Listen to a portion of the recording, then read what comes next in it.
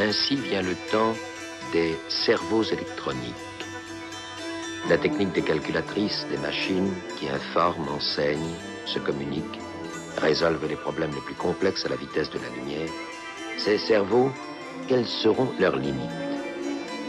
Ici, la voie de l'IBM 7772. Et vous ne trouvez pas que ça fait un peu peur?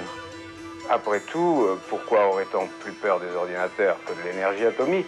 Ce sont des œuvres de l'homme, utilisées par l'homme, et il dépend de l'homme de les utiliser pour son bien ou pour son mal.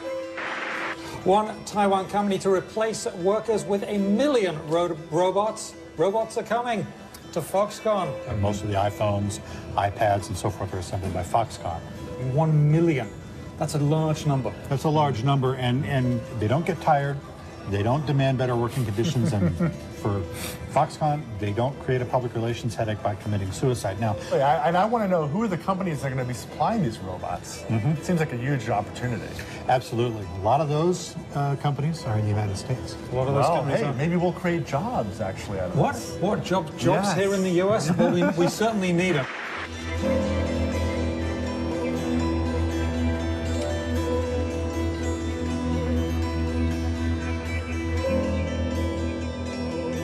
Virtuel et numérique, un nouveau monde s'est mis en marche il y a moins de 15 ans, presque une éternité.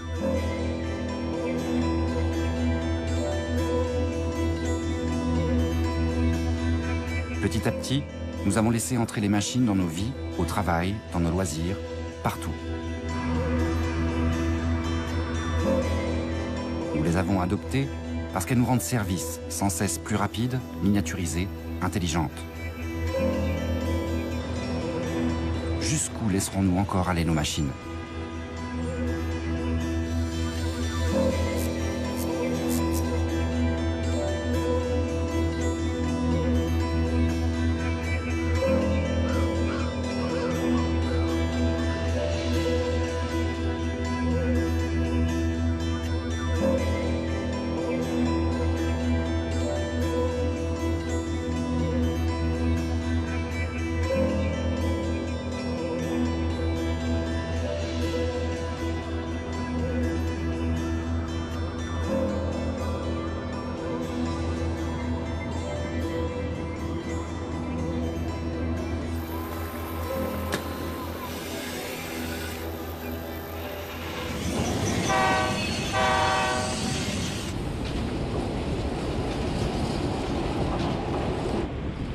Sans même nous en rendre compte, nous vivons désormais dans un monde peuplé d'écrans auquel nous faisons face la plupart du temps. Et nous ne réalisons pas ce que ces machines numériques changent en nous profondément. Quels besoins viennent-elles satisfaire au point de devenir chaque jour un peu plus indispensables à nos vies ?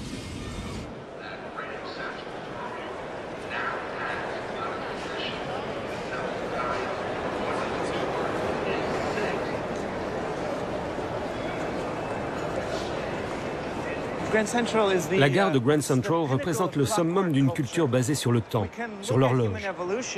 On peut considérer l'histoire humaine comme l'évolution de la relation au temps.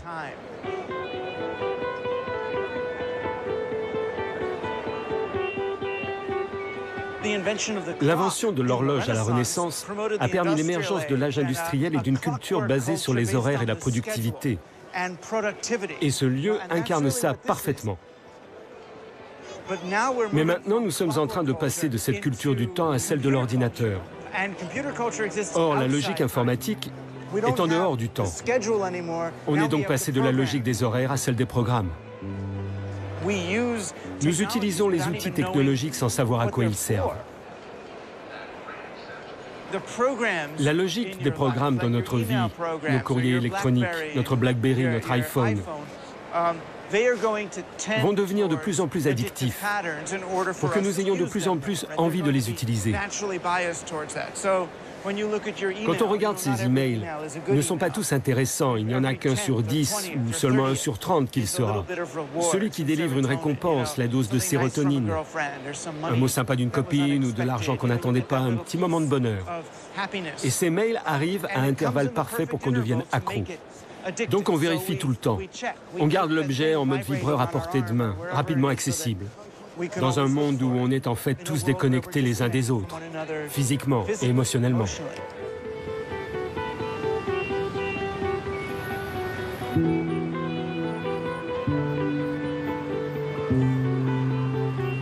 Le malaise, on l'éprouve pas forcément devant une machine, on l'éprouve souvent devant le sentiment de dispersion.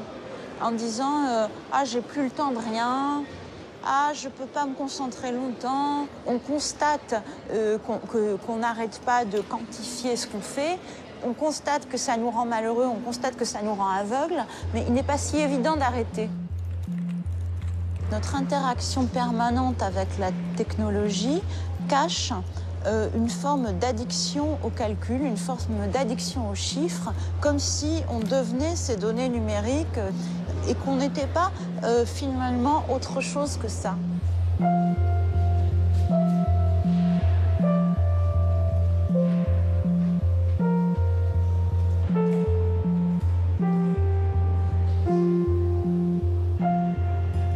Un sixième continent, virtuel et numérique, existe donc désormais parallèlement à notre monde physique.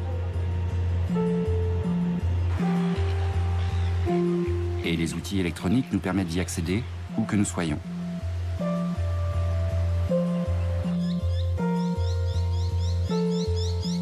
Mais cette interaction de plus en plus permanente et compulsive avec nos machines sera-t-elle sans aucune conséquence sur la réalité de nos vies? Hello, Stephen. I hope you are well. This interview won't take long. Here we go. You constantly seek money and power. Not really. You accept rules and regulations without complaint and never deliberately break them. To a large extent, yes. And sales, the law of the jungle prevails. You take fellow salespersons as competitors in a competitive world. No. You welcome criticism and accept your weaknesses. Yes. You believe people are more important than profits and policies. To a large extent, yes.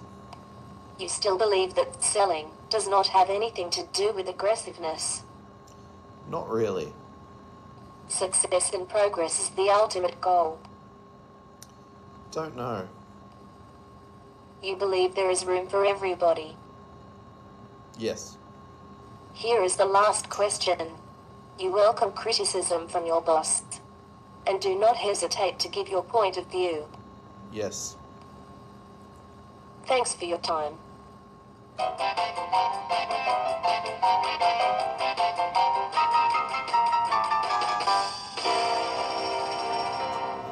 Do I get the job? Your strengths would be great in customer service. You can be a very good peer. Excellent. Sounds pretty accurate. That's right. Yeah.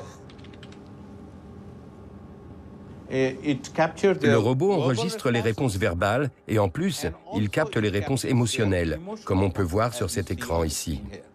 Ce qu'on cherche à déterminer, ce sont les changements par rapport aux traits du visage. Par exemple, vous voyez ici, il y a une pointe négative en réponse à la question « Croyez-vous que le patron a un travail difficile et a besoin de soutien ?»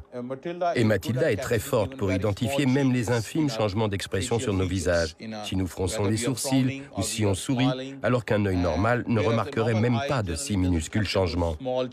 Nous pouvons donc faire une évaluation précise, une comparaison du profil émotionnel de Stephen par rapport à celui de l'équipe de travail dans laquelle il devra s'intégrer.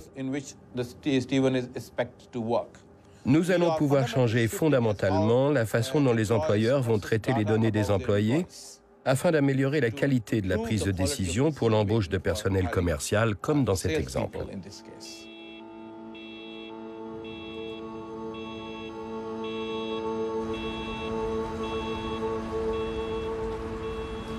Nous sommes en train de vivre une mutation prodigieuse, comme il s'en produit sans doute tous les 1000 ans ou tous les 2000 ans. Nous voyons tous que le monde dans lequel nous sommes nés, dans lequel nous avons été élevés, dans lequel nous sommes devenus citoyens, dans lequel nous avons commencé à travailler, que ce vieux monde est en train de disparaître avec ses repères, avec ses certitudes, avec ses valeurs. Et nous entrons dans un nouveau monde qui, pour une bonne part, n'a pas encore été pensé. Donc nous faisons l'expérience de l'impensé.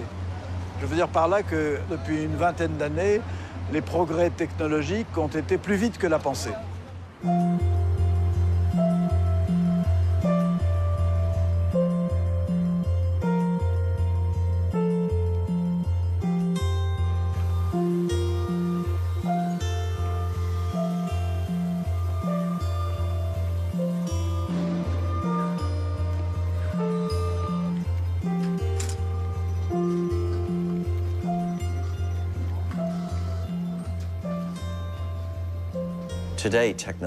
Aujourd'hui, la technologie augmente considérablement les capacités de l'être humain.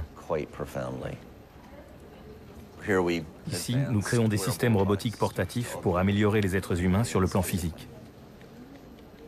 Dans le laboratoire que je dirige au MIT, nous développons la science des systèmes intégrés humains-machines. Nous fabriquons des pieds, des chevilles, des genoux, des hanches. Après de multiples essais, nous parvenons à créer des systèmes qui peuvent imiter parfaitement la plupart des mouvements biologiques naturels.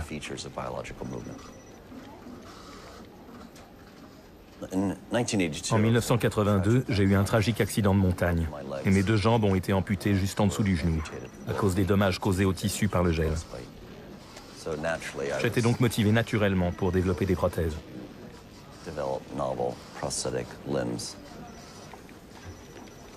Ce que vous voyez ici est une prothèse bionique. Le mécanisme contient 5 ordinateurs intégrés, des microprocesseurs et 12 capteurs. À l'intérieur, on a un dispositif qui imite le muscle et le tendon actionneur. Quand je monte un escalier, j'ai plus de puissance musculaire.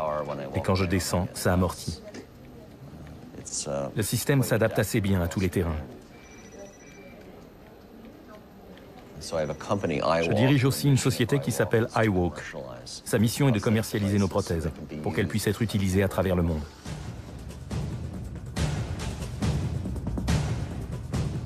I lost my leg in Baghdad, Iraq. I was a staff sergeant. I'm Justin, and I walk.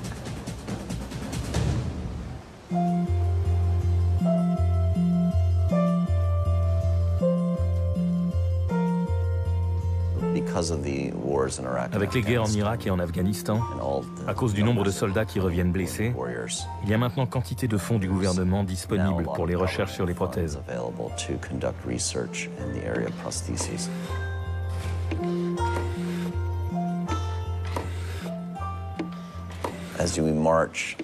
Au cours de la prochaine décennie, on va voir apparaître des interfaces extrêmes avec le corps humain.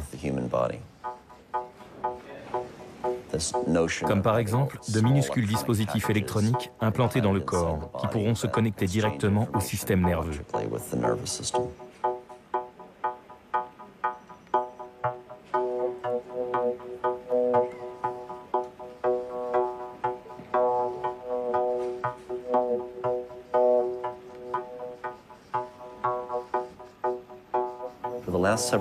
Ces dernières années, de nouvelles disciplines se sont développées et contribuent à l'évolution des prothèses. La robotique, l'ingénierie des tissus, des machines capables d'apprendre. Et nous allons pouvoir les intégrer pour faire naître l'âge de la bionique.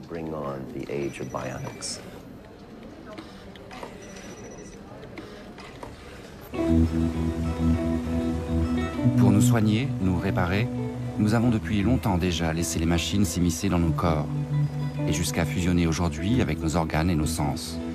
Nous serions donc sur le point d'entrer dans une ère bionique, faisant naître un nouveau genre humain, mi-homme, mi-machine, les cyborgs. Mais pour quel changement ?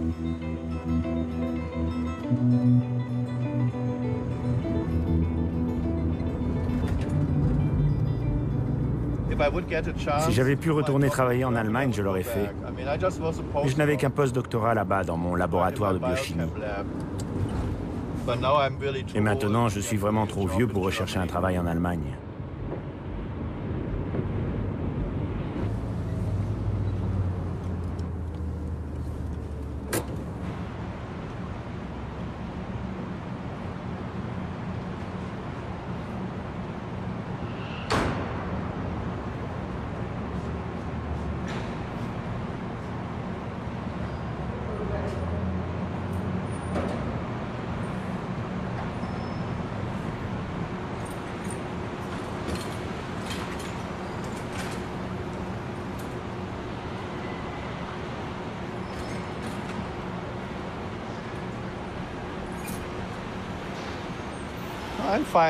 Moi, ça va.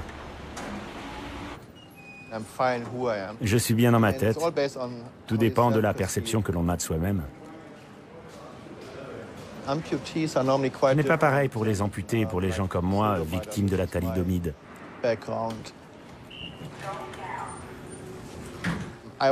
J'ai toujours été comme ça. Alors je n'ai pas eu l'obsession de vouloir avoir des jambes. En fait, j'ai porté des prothèses quand je faisais mon doctorat, parce que je ne pouvais pas utiliser une chaise roulante dans le laboratoire. Ce n'est qu'un outil. Les jambes ne sont qu'un outil pour moi, comme la chaise roulante que j'utilise pour me rendre d'un endroit à un autre. Ça ne définit en rien mon identité.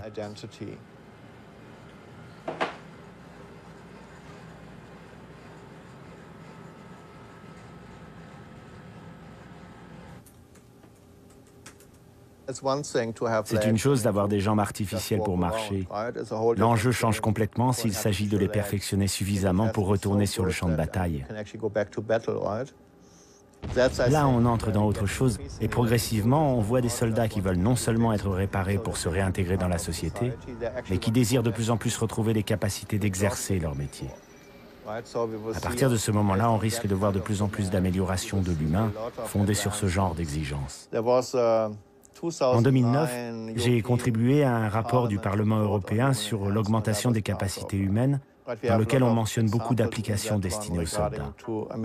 Les militaires sont bien sûr prioritaires pour recevoir toutes sortes de gadgets afin d'augmenter leurs capacités au combat.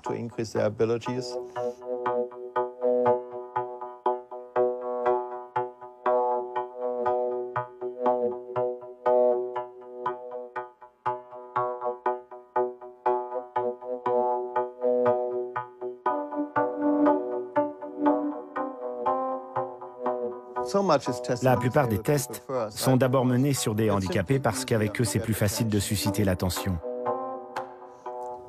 Mais dès que ce genre de technologie devient disponible, elle est utilisée pour autre chose. Pas mal de gens, par exemple les golfeurs professionnels, se font opérer des yeux au laser pour avoir la vision plus que parfaite. Je pense que dès qu'on pourra s'augmenter sans chirurgie, on devrait voir émerger un marché de masse pour toutes sortes de gadgets.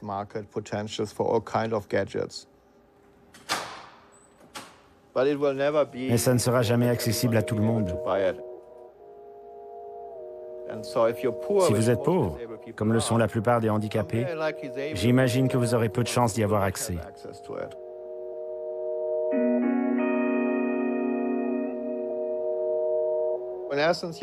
En résumé, nos corps sont le dernier bastion du consumérisme. Ils sont donc destinés à être sans cesse améliorés. Qu'est-ce qu'on fait si tout d'un coup les handicapés deviennent plus performants que nous? Est-ce qu'on doit à nouveau les surpasser? Nous entrons donc dans une course sans fin avec des gens qui améliorent leur corps dès qu'il y a une nouveauté technologique disponible.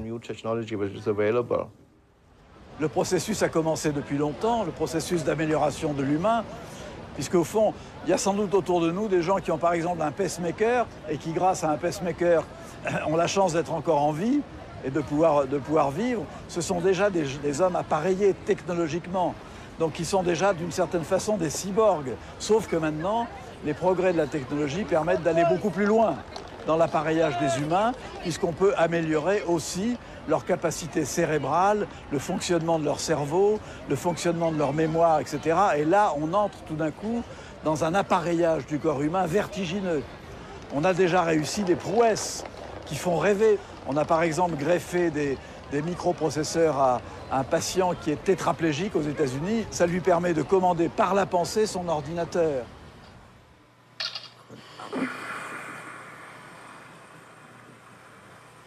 That's the best circle I can do. Now I'm going to exit.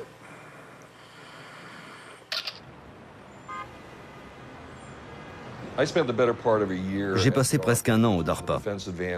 C'est la branche de recherche et développement de l'armée américaine. Le DARPA a déjà changé votre vie. Il a créé l'Internet, par exemple.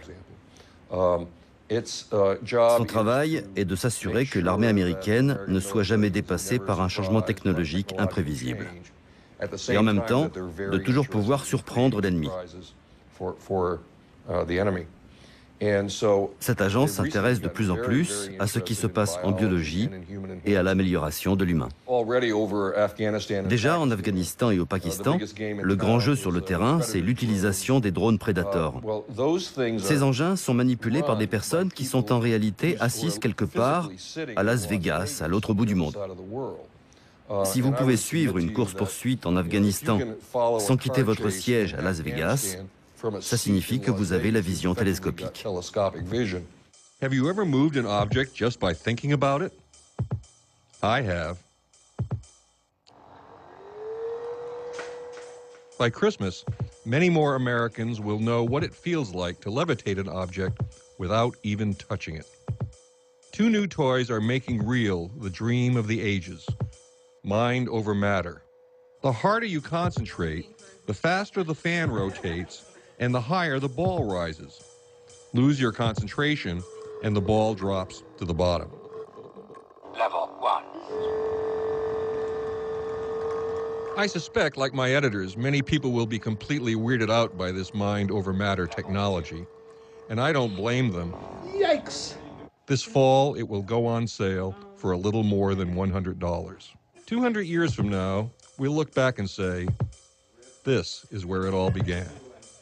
I'm Joel Garrow with the Washington Post. Mais la raison principale pour laquelle le DARPA s'intéressait à tout cela est qu'ils ont constaté qu'un avion de chasse F-35 est extrêmement difficile à piloter par commande manuelle. Alors ils ont imaginé que ce serait plus facile si on pouvait contrôler cet avion avec son cerveau. Juste penser pour aller là où on veut.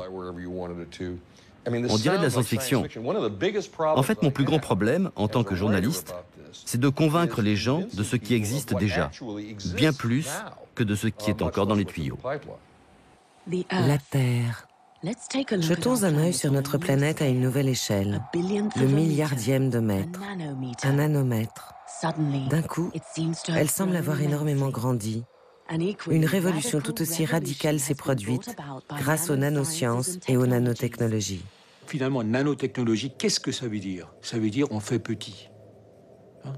Donc, c'est un domaine tellement vaste. Ça veut dire ça. Nanotechnologie, on fait de la technologie au niveau très petit. Ça peut être de la chimie, ça peut être de la physique, ça peut être de la biologie, ça peut être des matériaux, ça peut être du médical, ça peut être un tas de choses. Donc, après tout, c'est un concept tellement vaste qui fait de tort à personne de le pousser. Et donc, allons-y.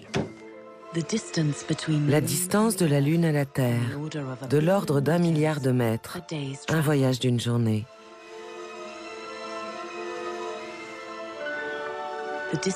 La distance entre 1 mètre et 1 milliardième de mètre représente à peu près le même écart, mais ne prend que quelques secondes à parcourir. Nous sommes en train de pénétrer dans le monde de la nanotechnologie, jusqu'aux profondeurs de l'échelle d'un atome. Pour comprendre la nanorévolution scientifique d'aujourd'hui, il faut d'abord se plonger dans un océan d'atomes. De nouveaux paysages, de nouvelles sensations, ce monde caché nous entoure à chaque instant et de tous côtés. Chaque boule blanche est un nuage d'électrons qui cache un noyau atomique. Vous êtes sur le point de découvrir comment les scientifiques ont franchi cette frontière au pays de l'atome, en ouvrant un champ nouveau et infini de recherche avec de nouvelles applications pratiques. Soon researchers will bring us devices that can translate foreign languages as fast as you can talk. Materials 10 times stronger than steel at a fraction of the weight. And this is unbelievable to me. Molecular computers the size of a teardrop with the power of today's fastest supercomputers. To accelerate the march of discovery across all these disciplines in science and technology, I ask you to support my recommendation of an unprecedented $3 billion in the 21st Century Research Fund, the largest increase in civilian research in a generation. We owe it to our future.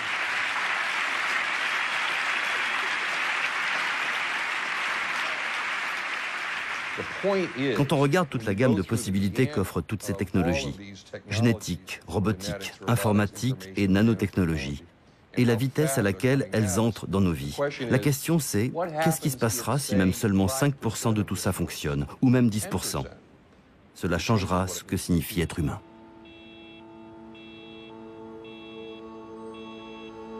We're here today to announce the first synthetic cell.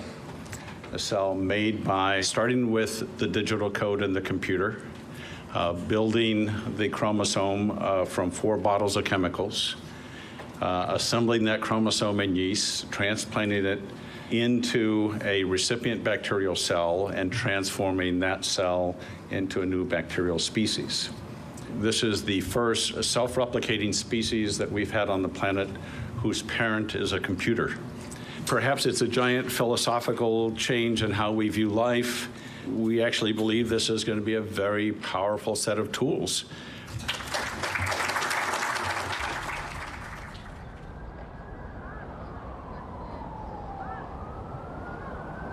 Il y a plusieurs façons de décrire ces technologies soi-disant convergentes. On les appelle par exemple nano-bio-infocogno ou génétique, robotique, intelligence artificielle, nanotechnologie. Je préfère le sigle BANG, bits, atomes, neurones, gènes. Ça donne une meilleure idée de l'intention qu'il y a derrière toutes ces nouvelles technologies, qui est d'essayer de manipuler un élément de base. Par exemple, en biotechnologie, c'est le gène, avec l'idée qu'on peut décomposer tout ce qui est vivant en éléments simples et numériques. Pour la technologie de l'information, c'est le bit, l'élément binaire avec des 0 et des 1. Pour la technologie du cerveau, c'est le neurone. En nanotechnologie, c'est l'atome, l'élément de base.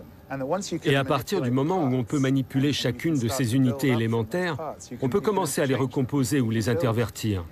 On peut construire de l'ADN et des gènes à partir d'atomes. On peut construire de l'information à partir d'atomes. On peut utiliser les technologies de l'information pour améliorer notre biotechnologie. Tous ces éléments de base deviennent des outils essentiels pour reconstruire la matière, reprogrammer la nature, comme si tout n'était qu'un ordinateur. C'est ce que sous-tend cette idée de convergence. Une fois qu'on arrive à l'échelle de la plus petite particule, au niveau du plus petit pixel de l'existence, on peut réarranger tous ces pixels en nouvelles matières, en nouveaux organismes vivants, avec au bout du compte de nouveaux individus, de nouveaux systèmes sociaux, de nouvelles économies. Les promoteurs de cette nouvelle convergence sont convaincus qu'en utilisant la biologie synthétique ou les nanotechnologies, on va pouvoir manipuler la planète entière, qu'on va trouver une solution au réchauffement climatique en transformant l'atmosphère. Et au bout du compte, on pourra maîtriser du plus petit élément au plus grand. Entre les deux, nous les humains, nous sommes piégés, pris en sandwich. Il y a une hégémonie du calcul, de la raison calculatrice sur ce que j'appelle la vie vivante. Quand un jeune trader qui gère des fonds de pension, qui est devant son écran d'ordinateur et qui d'ailleurs fait son métier, on ne peut pas lui reprocher, et quand il décide, parce que c'est une meilleure opportunité de placement, de faire basculer 10 ou 15 milliards de dollars de la Pologne à l'Argentine, alors il le fait sur un clic de souris, mais dans le même temps, il transforme, il ruine la vie de centaines, voire de milliers de familles polonaises qui, du coup, perdront leur entreprise, perdront leur emploi, etc. Donc il y a une sorte d'hégémonie de l'immatériel sur le matériel.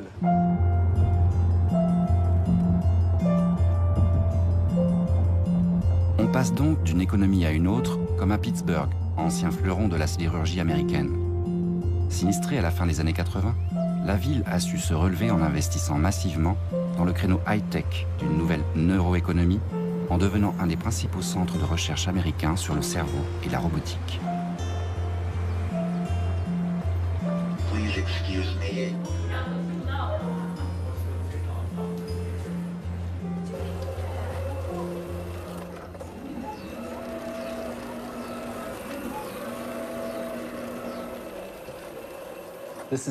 C'est le premier département au monde de machine learning, d'apprentissage robotique. Pas le dernier, on l'espère.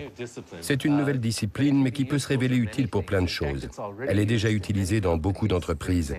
Par exemple, quand vous glissez votre carte de crédit dans un lecteur et quand l'ordinateur décide si oui ou non il accorde le paiement, l'entreprise est en train d'utiliser du machine learning. Parce qu'il y a eu des millions de lectures antérieures qui ont permis d'apprendre à distinguer les opérations frauduleuses de celles qui ne le sont pas.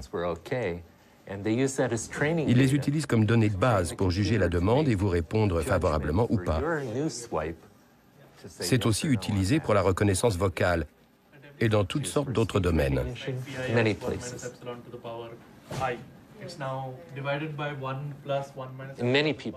De nombreuses personnes s'intéressent beaucoup à ce qu'on appelle interface cerveau-machine. Et on obtient toutes sortes de financements pour ces projets, parce que des entreprises comme Google et d'autres moteurs de recherche sont très motivés. Ils veulent éviter de se retrouver relégués au second plan. Ils veulent plutôt créer l'avenir. Il y a donc énormément de ressources disponibles pour faire avancer ce genre de recherche. Please excuse me. Use a joystick, and all the ones behind are doing these autonomous. They control the velocity.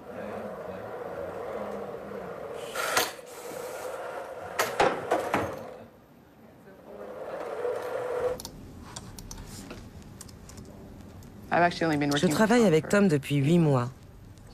Je fais un doctorat en apprentissage robotique sur l'utilisation du machine learning dans l'analyse de la compréhension du langage. En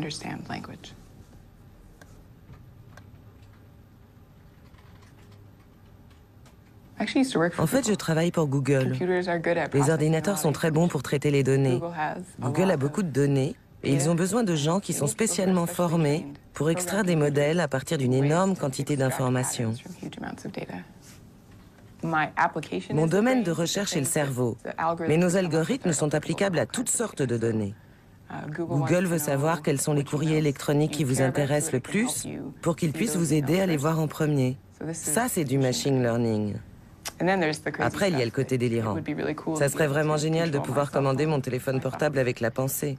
C'est un peu bête de devoir encore taper sur un clavier alors qu'il suffirait de penser. Pour le moment, j'en rigole, mais qui sait? Je ne connais pas très bien Intel, mais dans les idées auxquelles ils songent pour le long terme, il y a l'interface cerveau-ordinateur. Je me demande si mes enfants auront envie de se faire implanter. Je leur répondrai non, tu auras un implant téléphone portable quand tu seras grand. In 2010, social media continued the move to mobile. 347% growth in Twitter mobile usage, 200 million mobile Facebook users, 100 million YouTube videos played on mobile devices every day. But let's talk about the monies. Jobs created by mobile industry, 2.4 million. Money invested by wireless providers in 1 year, 20.4 billion. More data, more apps, more competition, more mobile.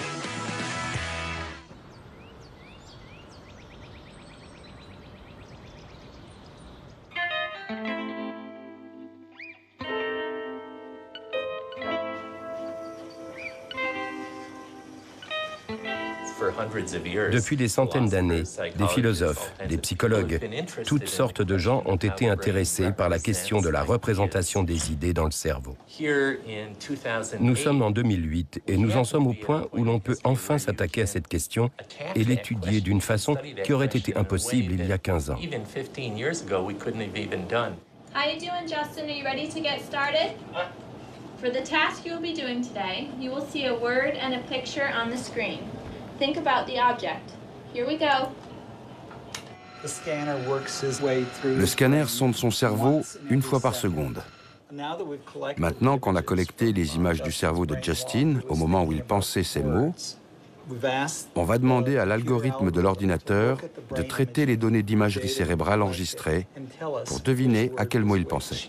Il sait que ça doit être un des 8 mots, mais il ne sait pas lequel. My first guess is chisel. My first guess is hammer. All right, it's doing pretty well so far. My first guess is bee. All right. So 7 out of 8. Yeah, it's really, truly a first. Pretty cool. Nous sommes en train de découvrir le système de codage du cerveau. Et ce concept digne de la science-fiction va continuer à progresser. Nous allons avoir de plus en plus de connaissances permettant de comprendre comment fonctionne notre esprit.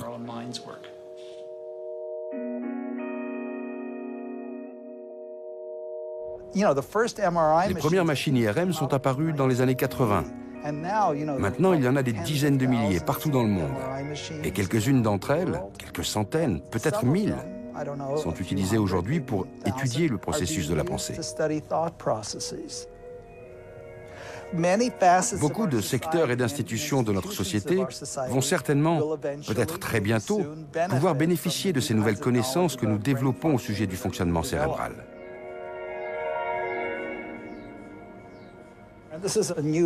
Là, c'est une nouvelle étude en cours. Maintenant, on s'attaque aux émotions. Ce qu'on essaie de faire, c'est de comprendre les dimensions des représentations émotionnelles. Y a-t-il des entreprises intéressées? Oui. Imaginez, on pourra enseigner avec cet appareil pour voir si l'instruction est acquise ou pas. On pourra aussi l'utiliser pour de la recherche marketing ou pour des sites de rencontres. C'est l'avenir. On pourra utiliser cette connaissance des gens et de leurs capacités pour rendre la vie meilleure dans le monde, ou pire.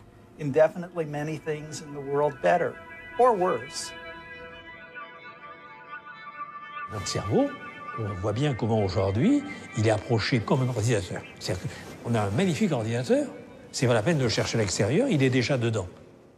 Et donc, cette espèce de rapprochement entre l'ordinateur de la technologie et l'ordinateur naturel que nous aurions en nous-mêmes, ça produit aussi une espèce de réification, c'est-à-dire de chosification de l'individu. On le voit bien, par exemple, aujourd'hui, la manière dont les gens se présentent sur les sites de rencontres est tout à fait identique à la manière dont ils se présentent pour un entretien d'embauche. Donc, il y a une recomposition de notre manière de concevoir la vie et le vivant.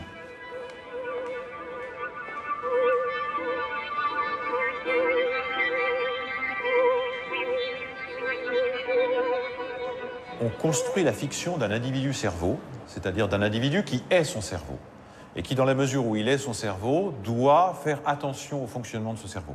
Donc, doit faire tout ce qu'il peut pour éviter les dérèglements de ce fonctionnement. Ne doit pas hésiter justement à recourir à des artifices pour améliorer le fonctionnement du cerveau. Parce que bien évidemment, ce qui est en jeu, c'est les avantages compétitifs.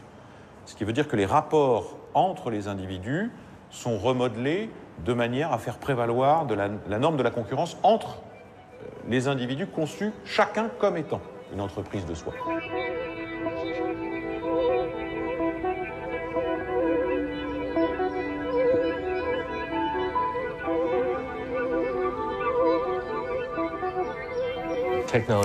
La technologie change tout, bien sûr. Qui nous sommes, ce que nous sommes, comment nous travaillons, comment nous nous percevons. Si nous sommes créatifs, si nous sommes intelligents, nous décollerons de niveau en niveau jusqu'à atteindre le ciel.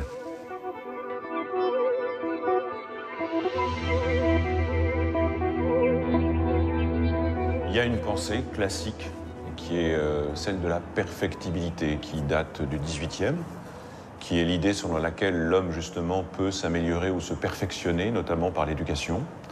Et cette idée-là, aujourd'hui, se trouve reléguée au second plan. Elle est même parfois purement et simplement abandonnée et critiquée explicitement. Et ce qui tend à l'emporter, c'est une autre idée. C'est la perspective d'une amélioration indéfinie qui permettrait, par des techniques, de changer, y compris l'humaine condition ou la nature humaine. C'est pour promouvoir l'idée d'un homme plus que parfait, augmenté par la technique, que le transhumanisme est né en Europe du Nord et aux États-Unis il y a une trentaine d'années. Les adeptes de ce nouveau mouvement philosophique et scientifique entendent utiliser tous les moyens de la technologie pour améliorer l'espèce humaine et augmenter ses capacités de perception, de cognition, de réflexion, de performance. Selon eux, nous sommes tous déjà augmentés par les téléphones portables ou les ordinateurs. Ces prothèses numériques sont devenues des organes externes, ni plus ni moins, et font désormais partie de notre identité. Les transhumanistes espèrent aller encore plus loin dans cette fusion progressive de l'homme et de la machine pour faire naître une nouvelle espèce plus performante à l'horizon de ce siècle, le post-humain.